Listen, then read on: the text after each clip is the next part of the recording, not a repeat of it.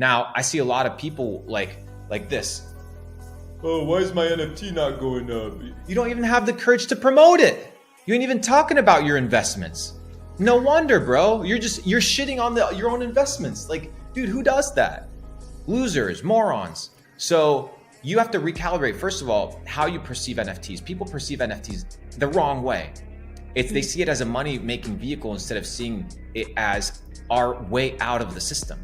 It truly is our way out of the system where we can democratize our experiences. And people throw these terms out and they're full of bullshit. They're full of shit. They don't truly understand that this is a life-changing technology if it's implemented in a way where you can eliminate greed out of the equation. Now, it's very difficult to eliminate greed out of the equation when it's all transactional, right? When the transaction is monetary. So I think the person that can figure out how to get rid of the transactional factor of NFTs where you owe nobody anything. A good example is Neo Tokyo, right? The Alex Becker's initial collection, he just made people do a ton of shit and then he got really rich on the process and then he did a second mint and stuff like that. And people still gave him shit, but the guy made it for free. So he pushed his own stuff, he promoted it, everybody was talking about it and he did well, but he owes nobody anything, right? At any moment it could be like, see ya, deuces, I'm out, or he could keep it running.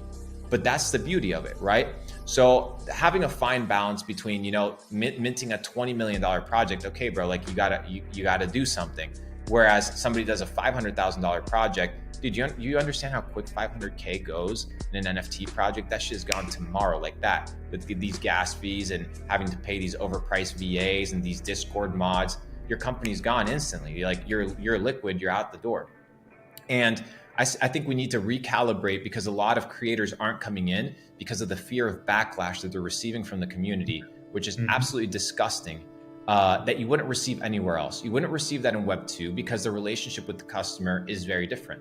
So if you want to be an owner of a product and an owner of a brand, you can't shit on it the same way because you wouldn't do it with a Web 2 product. You would just ask for what? A refund. But in this case, the commerce relationship is different because it's based on trust, it's based on equanimity, and it's based on a mutual relationship. Now, of course, you have a lot of players that come in, they scam and do other things, but guys, it's the Wild West. What do you think was happening in California 100 years ago? You want freedom? You don't want the government to be involved? You don't want the SEC to get involved?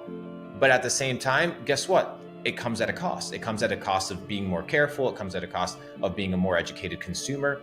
And at the end of the day, the reason most of you guys are getting screwed is because you're gambling. You're gambling, bro. Like, you don't know what you're doing. You don't know why you're doing it. You just want to make money. And if the only intention to be here is to make money, then you don't have much to offer, much to receive in return. Now, there's a really cool car company, and I don't want to say what it is because it's private, but they are implementing NFT technology into their vehicles, which is really, really interesting.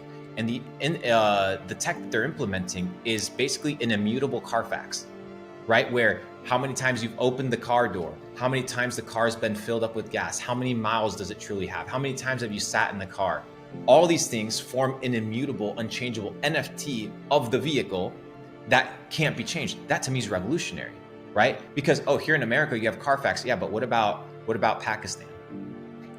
What about these places where like you can finesse certain things and you can change the odometer and swap all that stuff, or you go to the third world country, they do that in Argentina all the time and you get screwed, right? So the NFT technology is a track record that is immutable, that has its pros, right? Like a Carfax, but then it also has its cons if you have big institution or government agencies get involved with it, because if they implement that as a status quo, then you're in a situation where you can absolutely get screwed, right? And the reason you can get screwed is because like everything's online, everything's like there and you can be monitored, right? So China would definitely take this into a dystopian ecosystem. So we also have to be careful what powers we give access to in that regard.